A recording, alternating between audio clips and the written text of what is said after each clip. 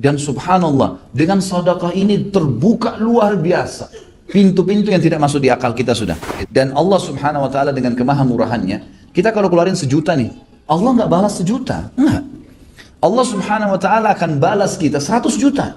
Hitungan matematika nggak masuk sudah, nggak bisa. Datang 2 peti, dalam riwayat dikatakan Abdurrahman sedekahkan. Hari ketiga datang 3 peti. Terus begitu. Terus makin banyak sedekahkan, makin banyak datang. Bismillahirrahmanirrahim. Abdurrahman ibn Auf punya kelebihan yang kelima, selain perannya dalam peperangan tadi. Beliau paling gemar bersedekah, dan ini yang paling menonjol, sedekah. Ada satu konsep begini teman-teman sekalian. Subhanallah, saya tidak tahu ya, saya pun pribadi butuh memperbaiki terus diri saya, dan saya ajak teman-teman untuk itu. Pangkal kaya itu adalah sedekah. Bukan pangkal kaya itu nabung. Ini perlu diperbaiki nih, gitu kan? Karena ada prinsip kapitalis yang mengatakan ya, menabung pangkal kaya. Dan ini orang Islam banyak yang pakai nih konsepnya. Terus dapat gaji nabung, terus gini. Dan orang kalau sudah menabung, mudah nggak untuk ngeluarin? Hah? Susah. Karena dia targetnya menabung. Dari 1 juta, kapan 10 juta, 10 juta, kapan 100 juta, kapan 1 miliar. 1 miliar, manusia nggak bisa kenyang, nggak bisa puas. Kata Nabi SAW, manusia tidak akan puas sampai tanah kuburan dimasukkan di mulutnya. Nggak bisa. Ini kalau antum mau punya mobil, begitu Allah kasih mobil, wah pengen 2 mobil, pengen ganti. Oh sudah ketinggalan nih, sudah 1 tahun yang lalu, dan seterusnya. Ya, manusia selalu tamak. Itu sudah sifat manusia, subhanallah. Kecuali yang Allah rahmati, yang punya keimanan dalam hatinya. Maka Abdurrahman memberikan pelajaran kepada kita, dan sebelumnya waktu kita bahas juga tentang Zubair bin Awam, Talha bin Ubaidillah, Ali bin Abi Thalib, Uthman bin Affan, Umar bin Khattab, Abu Bakar radhiyallahu anhum ajma'in, ini semuanya punya ciri khas teman-teman sekalian. Dan waktu itu yang membuat mereka jadi kaya raya, kayanya luar biasa, kayanya nggak bisa digambarin. Saya baca sampai saya bingung pakai kalkulator hitung hartanya Abdurrahman nih, gitu kan. Saya pakai kalkulator di kantor saya hitung. Luar biasa nih, kekayaan yang luar biasa. Sampai dia punya bongkahan-bongkahan emas, itu waktu mau dibagi sebagai warisan, karena sudah lama ya ditaruh, jadi melengket emas itu satu sama yang lain, itu harus dipukul dengan kampak. Dan yang memukulnya sama kampak itu memotong emas, dipotong emas seperti potong daging, gitu kan. Itu sampai tangannya luka orang-orang itu, saking banyaknya. Subhanallah. Kata kuncinya, mereka jadi kaya raya dan melimpah hartanya justru karena sedekah. Ini yang penting nih. Dan mereka bersedekah itu bukan insidental menunggu orang minta, bukan. Ciri khas mereka adalah mereka keluar mencari orang. Ini yang hilang dari kita nih. Jadi kita mungkin ada yang suka gemar sedekah, tapi pada saat lihat, oh ada orang miskin, kesian, kasih. Itu sudah umum teman-teman sekalian. Yang tidak umum, programkan tiap hari keluar cari orang miskin sedekah. Ini ciri khasnya sahabat nih. Jadi mereka menganggap itu program hidupnya. Bahkan di kalangan ahli sejarah mengatakan para sahabat melihat memberikan sedekah di jalan Allah lebih mereka dahulukan daripada mengisi perutnya yang sedang lapar. Bayangin. Jadi artinya mereka tidak mau makan sampai sudah sedekah dulu. Sampai seperti itu. Jadi sedekah itu merupakan sebuah program hidup. Dan subhanallah, dengan sedekah ini terbuka luar biasa pintu-pintu yang tidak masuk di akal kita sudah, gitu kan. Kalau mau pakai hitung-hitungan manusia, mau pakai sistem-sistem kapitalis dan non-muslim sekarang ini nggak nyambung sudah, susah sekali, gitu kan. Karena bagi mereka mengeluarkan berarti secara matematika berkurang, kan gitu. Kalau kita tidak, Nabi SAW mengatakan dalam hadis sahih riwayat Imam Ahmad, demi zat yang ubun-ubunku dalam genggamannya, tidak ada harta yang berkurang karena sedekah, nggak ada. Dan tidak ada seorang hamba yang bertawadhu merendah karena Allah kecuali Allah akan muliakan dia, gitu kan. Ya memang penyampainya jelas konsepnya. Jadi sedekah itu membuka pintu rezeki, rahasianya itu. Keluarkan akan datang. Hadis Bukhari berbunyi, ya bena Adam, kata Nabi SAW, Allah berfirman, ya bena Adam, anfik alaik. Wahai anak Adam, berinfak dulu di jalanku, baru aku bukakan. Coba kita bersedekah ini, dan sedekah ini nggak boleh setengah-setengah. Emang betul-betul harus yang terbaik. Nah, kita berikan yang terbaik. Bagaimana kita mengeluarkan di jalan Allah Subhanahu wa taala dengan tidak ada pamrih? Karena kita tidak bisa teman-teman sekalian mendapatkan ikan paus dengan pakai ya pancingan yang kecil. Untuk mendapatkan ikan paus, ikan yang besar, itu butuh kapal-kapal tanker yang besar, gitu kan. Artinya, korbankan sesuatu yang besar, akan datang yang besar. Dan Allah Subhanahu wa taala dengan kemahamurahannya, kita kalau keluarin 1 juta nih, Allah nggak balas 1 juta, enggak. Allah Subhanahu wa taala akan balas kita 100 juta. Lebih besar. Efek ibadah itu kalau kita kerjakan balasannya luar berlipat-lipat. Kita sudah tahu balasannya 10 sampai 700 kali lipat. Ini bukan hanya dalam masalah pahala puasa, masalah sholat, tidak. Masalah sedekah itu pasti dijanjikan bisa 10 sampai 700 kali lipat yang dibalaskan. Itu sudah jelas. Tadi hadis berbunyi tidak akan berkurang harta karena sedekah. Kalau kita keluarkan sebagai ibadah, itu akan dibalas oleh Allah 10 sampai 700 kali lipat. Ini janji. Dan kita tahu innallaha la yukhliful mi'ad. Allah tidak akan pungkiri janjinya. Wa man asdaqu minallahi qila. Siapa yang lebih jujur daripada Allah dalam pernyataannya? Enggak ada. Ini janji. Ini ciri khasnya sahabat. Tahu betul janjinya Allah. Tahu betul apa yang disampaikan Nabi SAW benar. Enggak mungkin salah. Maka mereka terapkan dalam kehidupan mereka. Coba diperhatikan bagaimana perilaku-perilaku para sahabat pada saat mereka bersedekah. Mereka selalu memberikan yang terbaik. Bahkan yang mereka berikan itu minimal sama dengan apa yang tertinggal di hartanya. Jadi misalnya mengeluarkan setengah harta, itu minimal perilaku mereka itu. Ya. Jadi ada yang mengeluarkan sampai seluruh hartanya dikeluarkan. Ada yang mengeluarkan minimal setengahnya. Ini luar biasanya. Mereka selalu melakukan perbuatan tersebut dengan keyakinan ini tidak akan berkurang harta karena bersedekah. Allah subhanahu wa ta'ala akan mengembalikan kepada kita berlipat-lipat ganda. Dan diantaranya bukti nyata Abdurrahman ibn Auf. Abdurrahman radhiyallahu anhu. Pada saat tiba perang Badar, beliau sempat bersedekah dengan 2000 dinar. Dan pada saat itu Abdurrahman di perang Badar masih baru memiliki harta 4000 dinar dikatakan. Jadi seluruh uang yang dia miliki itu 4000 dinar. Satu dinar ini teman-teman sekalian kalau kita kurskan di hari sekarang sekitar 1.600.000. Satu dinarnya, gitu kan? Ini subhanallah kurang lebih nilainya itu 32 miliar. Keluarkan di jalan Allah setengah yang kita miliki. Gini ada deh contoh rasional. Teman-teman coba kalau pas lagi di kantongnya sekarang ada 50.000 dua. Anggaplah uang 50.000 satu utuh, yang 50.000 kedua itu ada pecahan 10.000, 5.000, 1.000. Kemudian lewat celengan masjid, lewat fakir miskin, kira-kira yang mana antum keluarkan? Hah? Kira-kira bisa nggak, mampu nggak melawan jiwa kita untuk menarik yang 50.000 utuh, bukan pecahan, yang 50.000 utuh. Abdurrahman memberikan pelajaran kepada kita teman-teman sekalian, rasa yang ada secara eksternal dari tubuh dan perasaan yang ada internal dalam tubuh itu ditundukkan untuk Allah Subhanahu Wa Taala. Luar biasa. Jadi ini ditundukkan untuk Allah. Ini penting ya. Rasa takut, rasa suka, rasa sedih, rasa tunduk dan itu semua dikembalikan kepada Allah Subhanahu Wa Taala. Abdurrahman radhiyallahu anhu memiliki setengah harta dan masih baru menggalang ya usahanya. Maka yang dia keluarkan pada saat dipanggil jihad setengahnya, langsung 2000 dinar pada saat itu dikeluarkan oleh Abdurrahman. Ia juga menyumbangkan pada saat ya waktu yang lain yang paling sering dia lakukan adalah begitu dapat keuntungan maka dia langsung, kalau kita sekarang mungkin mobil pick up ya, dia langsung menyiapkan 1 ekor unta, 3 ekor unta, bahkan disebutkan dalam riwayat yang masyhur tentang beliau seringkali setiap dapat keuntungan pasti membeli unta itu dilengkapi dengan, kalau zaman dulu tuh memang dilengkapi ada unta khusus untuk mengangkat barang. Jadi penuh dengan perangkat-perangkatnya, ya, kantong-kantong dari kulit yang memang mengangkat barang-barang yang berat. Jadi nanti orang kalau beli, biasanya orang beli untahnya dengan beli juga barang-barang yang ada di atasnya. Kalau kita sekarang pick up dan semua perlengkapan barang dagangannya. Abdurrahman ini seringkali, gitu kan, begitu dapat keuntungan, dia tidak pikir menyimpannya, tapi dia membeli sampai 700 ekor unta. Dan 700 ekor unta ini memenuhi jalan-jalan Madinah dengan dagang-dagangannya. Setelah penuh ini, padat, macet gara-gara 700 untanya Abdurrahman memenuhi jalan Madinah. Lalu pegawainya salah satu mengiklankan, Abdurrahman mengiklankan untuk kalian, silakan ambil semaunya. Penuh, macet, padat jalan Madinah diiklanin. Sampai masyarakat Madinah dalam riwayat dikatakan menganggap harta Abdurrahman harta mereka sendiri. Karena Abdurrahman selalu setiap orang datang mau utang diutangkan. Setiap ada orang datang mengeluh punya utang dilunasi. Dan setiap orang ada tidak pernah menolak. Orang mengatakan saya butuh ini langsung dikasih. Enggak pernah. Sampai masyarakat Madinah mengatakan kami makmur di sebelahnya Abdurrahman. Jadi sangat luar biasa. Mendatangkan 700 ekor unta dengan seluruh apa-apa yang ada di dalamnya, gitu kan? Itu kemudian dibagi cuma-cuma. Ini bukan 1-2 kali ya. Ini terus menerus. Pokoknya setiap ada duit langsung pembagian cuma-cuma.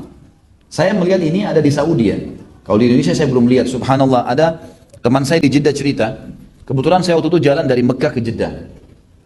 Ada satu mobil tangki air Ternyata tuh air zam-zam, kayak kita biasa yang air dibeli 5.000 liter gitu kan. Ada mobil tangki dibeli. Nah ini, orang ini ternyata terkenal kisahnya dan dia sudah meninggal. Semoga Allah rahmati. Orang ini ternyata diteruskan perilakunya oleh anak-anaknya. Jadi ada satu mobil tangki itu memang tidak terlalu kelihatan, tapi kalau diperhatikan pasti lihat. Mobil itu kalau setahu saya sampai hari ini masih ada. Mobil ini selalu dibayar oleh pemiliknya dari Jeddah ke Mekah khusus untuk mengambil air zam-zam. Kemudian ditaruh di pinggir jalan, itu siapa saja yang mau ambil air zam-zam silahkan. Tinggal bawa galonnya isi, ulang gratis. Jadi dia nggak usah jauh-jauh ke dekat air zam-zam dekat haram, tapi dia boleh ambil di situ. Masyarakat banyak ambil. Subhanallah, waktu orang ini meninggal, pemiliknya ini, itu ditemukan waktu itu lagi panas sekali Saudi, sampai kering, tanah itu sampai pecah. Dan waktu mereka gali itu karena tidak ada air, itu keras sekali tanahnya. Subhanallah, waktu digali kuburannya basah, lembab, gitu kan, ada air. Ini contoh, dan saya lihat ini perilaku yang tidak ada di negara kita, subhanallah. Bagaimana mereka membagi-bagi cuma-cuma. Di musim haji itu sudah biasa. Saya pernah waktu tahun 92, ya. Waktu itu saya masih SMA. Kemudian saya di Madinah, saya sama sepupu saya, kebetulan ada sepupu saya dari Makassar, sama-sama saya kuliah di sana dulu, sekolah di sana. Waktu itu musim haji, saya bilang sama dia, ayo kita haji aja berdua. Kan dari Madinah dekat. Naik bus, kemudian coba kita haji. Waktu itu saya bercanda sama dia, kita haji umum sajalah, ya.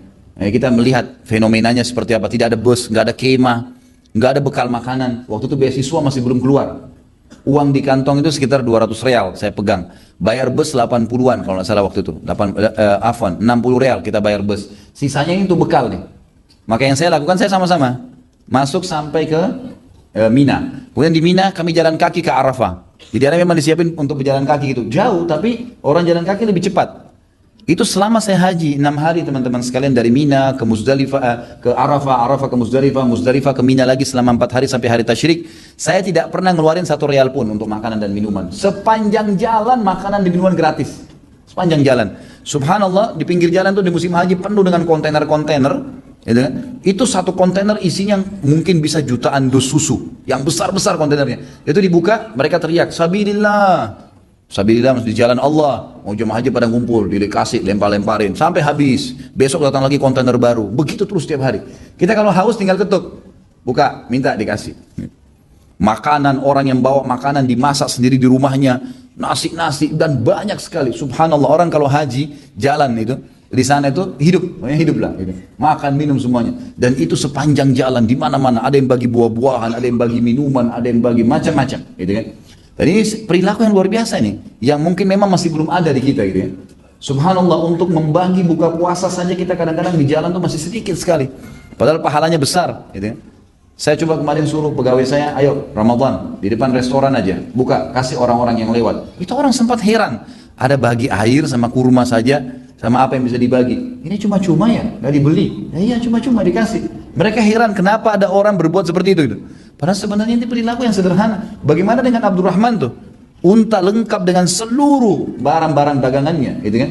Sebagian ahli sejarah coba lebih dalam membahas, 1 ekor unta itu bisa mengangkat beban sekitar 60, minimal 60 kilo di kanan dan 60 kilo di kiri, jadi 120 kilo beban. Ada yang mengatakan ada jenis unta bisa mengangkat sampai 200 kilo, 400 kilo barang, barang-barang kebutuhan ya, yang itu dibagi cuma-cuma, habis sudah.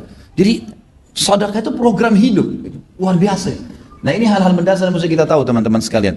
Dan ingat, ini perilaku sehari-hari, jadwal sehari-hari. Saya pernah sebutkan bagaimana Syekh Bimbas itu memberikan makan 600 orang di pagi, siang, dan 600 orang di malam hari. Selalu di depan rumahnya dipasang AC, dibuka sufra, pokoknya orang sudah tahu ini orang makan di sini gratis, tukang sapu jalan apa segala datang mampir, itu luar biasa. Maka perilaku-perilaku seperti ini yang masih belum ada, padahal ini perilaku yang baik sekali.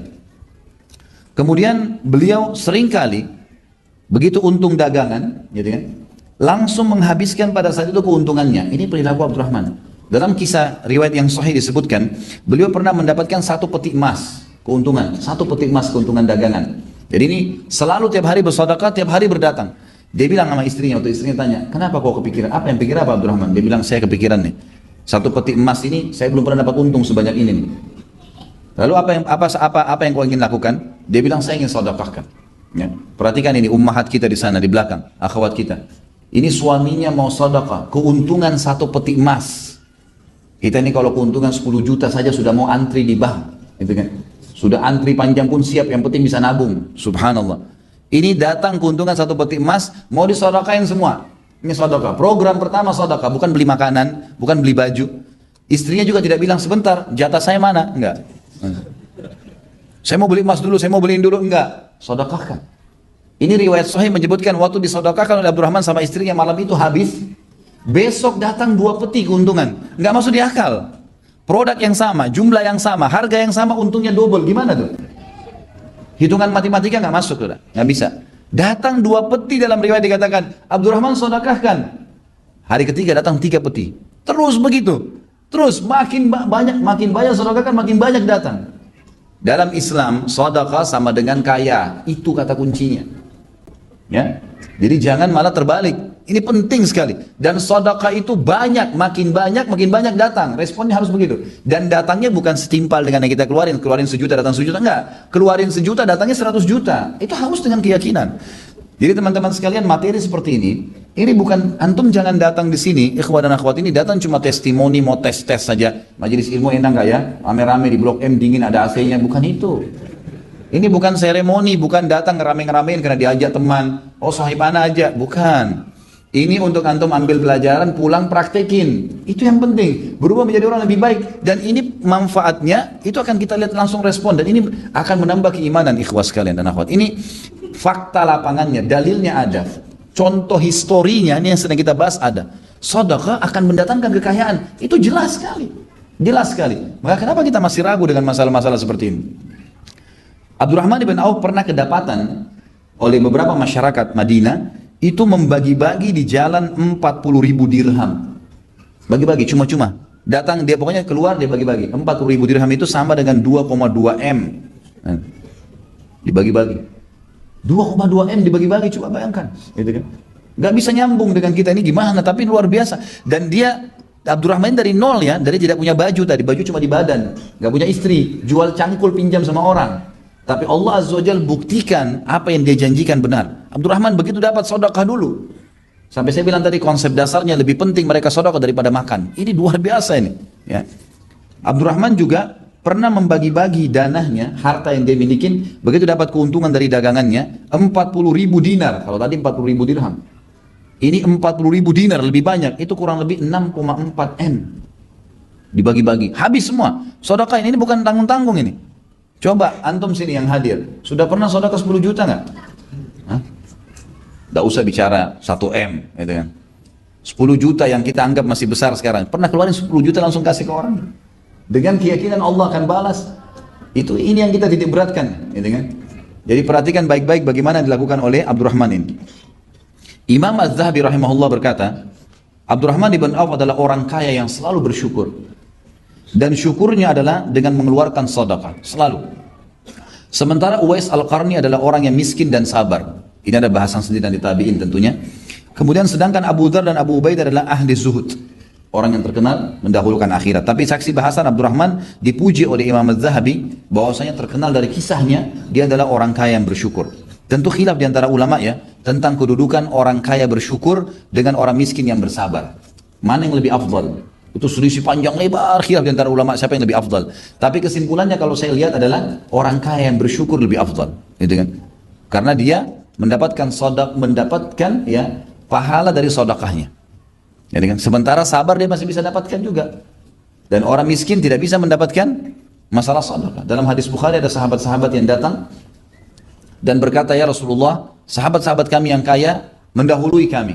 Karena kami sholat, mereka sholat. Kami puasa, mereka puasa. Tapi mereka mendapatkan pahala plus karena memberikan kepada kami bantuan, sedekahnya, gitu kan?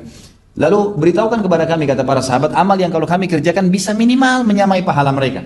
Kata Nabi SAW, rutinlah baca subhanallah 33, alhamdulillah, Allah Akbar 33, rutin baca itu. Mereka amalkan, ternyata sahabat-sahabat Nabi yang kaya dengar, gitu kan? Mereka datang kepada Nabi SAW, ya Rasulullah, kata orang-orang miskin datang lagi, ya Rasulullah, sahabat-sahabat kami yang kaya itu dengar juga amalan itu, dia amalin juga, kan itu. Maksudnya ini sekarang beritahukan lagi kami amal lain gitu. Kata Nabi SAW apa? Dzalika fadlullahi yu'tihi man yasha. Itu ya karunia Allah yang Allah berikan kepada siapa yang dia inginkan. Teman-teman sekalian, kaya bukan karena kerja di sebuah tempat yang mewah, kaya bukan menjadi pejabat negara, kaya dengan sedekah. Ini sedekah nih, keluarin di jalan Allah. Itu penyebabnya. Dan tidak ada hitungan matematikanya nih, kayanya datang. Biar tidak punya usaha, rajin sedekah itu akan kaya. Itu sudah janji. Ini dari tadi saya teriak-teriak ini, kalau sampai keluar sebentar masih ada yang pelit, ini luar biasa. Kalau saya punya cambuk, saya cambuk. Nggak iya. Nggak bisa lagi. Ini sudah kata kunci rahasianya di situ. Sedekah dapat, gitu kan? Itu begitu. Kita kalau lagi makan, satu bungkus makanan enak, coba beli satu bungkus yang sama, nilai yang sama, bawa. Siapa saja ditemu di jalan kasih, sedekahin langsung. Nilai seperti apa yang kita kasih, itu luar biasa. Ada kepuasan diri, pahalanya ada, dan penyebab datangnya rezeki. Dan kalau kita kasih satu bungkus jalan Allah, Allah nggak kasih kita satu bungkus, teman-teman sekalian. Bisa sebulan antum ditraktir sama teman-teman nanti. Balasannya efeknya besar. Karena semua ibadah yang kita kerjakan, itu efek balasannya dari Allah besar. Coba sholat duha. Kata Nabi SAW, di dalam tubuh manusia ada 360 sendi. Setiap hari harus manusia sedekah sebagai tanda syukur kepada Allah. Dan 2 rakaat sholat duha menggantikan sedekah 360 sendi. Berimbang nggak? 10 menit sholat, gitu kan? Atau 5 menit sholat dengan sedekah untuk 360 sendi. Berapa harganya sendi kita ini? Kalau satu sendi rusak, sendi jari aja. Coba tanya teman-teman kalau ada yang dari medis nih. Berapa kira-kira? 1 juta? 2 juta, 10 juta satu sendi. Ini baru sendi kecil. Bagaimana kalau sendi semuanya? Anggap 1 juta satu sendi. Kita harus sedekah 360 juta per hari. Tapi Allah ganti dengan 2 rakaat sholat duha. Nggak berimbang. Kalau sama Allah nggak ada hitung-hitungannya, teman-teman sekalian. Nggak ada kalkulatornya sama Allah ini. Buang jauh-jauh hitungan antum yang biasa antum pakai di komputer, pakai di HP, bagaimana itu jauh sama Allah nggak ada itu. Dalam hadis Muslim, siapa yang puasa sehari di jalan Allah, sunnah atau wajib, Allah jauhkan dia dari neraka 70 tahun. Nggak berimbang puasa sehari dengan 70 tahun, nggak bisa. Sama dengan memberikan makan satu bungkus, memberikan satu lembar baju. Bukan seperti itu balasannya, berlipat-lipat datang. Sedekah penyebab kaya, bukan ijazah, gitu kan? Ini harus difahamin. Berapa banyak orang jadi sarjana miskin, minta-minta di jalan, gitu. Tapi ini sedekahnya yang harus dihidupkan. Kemudian kita lihat di sini ia juga membagikan hartanya untuk veteran Badr. Di satu waktu Abdurrahman bilang iklanin, saya mau khusus yang masih hidup dari yang pernah ikut Badr. Jadi Badr ini punya kelebihan sendiri teman-teman sekalian ya. Karena orang Badr, orang yang ikut perang Badr ini termasuk Abdurrahman punya manaqib di sini, punya kelebihan karena beliau hadir di Badr. Khusus orang Badr itu yang pegang bukunya ada di halaman 446 ya. Allah Subhanahu wa taala berfirman, "I'malu ma syi'tum." Ya, faqad ghafartu lakum, kata Allah. Berbuatlah semau kalian karena aku telah mengampuni dosa-dosa kalian. Semua yang hadir di Badr diampuni dosanya. Kata sebagian ulama tafsir, walaupun ada orang yang pernah ikut Badr, setelah Badr dia bermaksiat asal dia tidak murtad, Allah langsung ampuni. Karena di zaman Umar bin Khattab pernah ada satu ahli Badr, itu subhanallah berjalan waktu, zaman khilafahnya Umar, tapi saya lupa namanya orang ini, masyhur kisahnya. Kemudian dia mabuk, sempat lalai, mabuk di Irak. Ya. Ketahuan, si fulan mabuk. Umar bin Khattab menerapkan orang mabuk 80 jerat dicambuk. Gitu ya. Waktu Umar disampaikan si fulan pernah hadir di Badr, mabuk, kata Umar jangan dicambuk. Kata mereka, kenapa Anda beda-bedakan? Dia bilang, bukankah kalian dengar firman Allah, wa qul i'malu ma syi'tum faqad ghafartu lakum? Allah sudah bilang untuk ahli Badr, semua yang pernah hadir berbuat semau kalian Allah sudah ampuni. Khusus Badr nih. Maka Abdurrahman menganggap memang penting buat mereka nih, penting buat kedudukan itu. Apa yang beliau lakukan? Beliau iklankan semua veteran Badr akan dapat uang dari saya. Dan waktu itu dia mengeluarkan untuk ahli Badr sekitar 400 dirham, 400 dinar maaf. 400 dinar ini kalau kita kali 1.600.000 kurang lebih 640 juta. Salah satu yang terhitung veteran Badr, walaupun dia tidak hadir, adalah Utsman bin Affan. Karena waktu Nabi SAW sedang Badr, Nabi SAW mengatakan ada saudara-saudara kalian di Madinah yang tidak ada kalian lewatin sebuah lembah, kalian menghadapi apapun, ya kecuali ikut dengan pahala bersama kalian. Karena mereka ditahan dengan udzur. Dan Nabi SAW yang menyuruh Utsman untuk tinggal mengurus istrinya Ruqayyah, anak Nabi SAW yang sedang sakit. Maka Nabi SAW pun pada saat pulang dari Badar menyendirikan ghanimah, harta rampasan perang buat Utsman. Waktu itu Utsman bin Affan kaya raya. Bahkan Utsman ini bersaing dengan Abdurrahman, sudah kita jelaskan di kisahnya. Kaya raya luar biasa dan juga karena luar biasa sedekahnya. Waktu Abdurrahman memberikan bagi-bagi untuk 100 orang veteran, berarti Utsman masuk. Dan waktu itu Utsman kaya raya, Utsman juga terima. Orang-orang tanya, wahai Utsman, kenapa anda terima uangnya Abdurrahman? Artinya 400 dinar ini nggak ada nilainya buat anda, sudah luar biasa, triliunan uangnya gitu kan. Untuk apa ambil lagi? Apa kata kesaksian Abdurrahman ya?